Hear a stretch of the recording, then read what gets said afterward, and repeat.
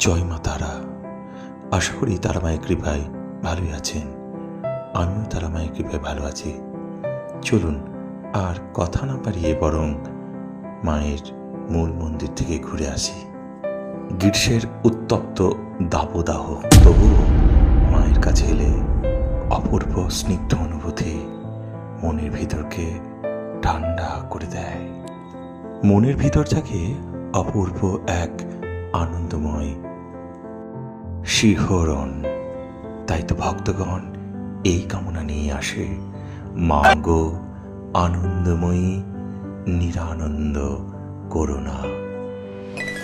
সত্যি বন্ধুরা, মায়ের কাছে এলে, এই আনন্দময়ী মায়ের কাছে এলে কেউ নিরানন্দ হয় না, সকলে আনন্দে আনন্দিত হয়ে থাকে।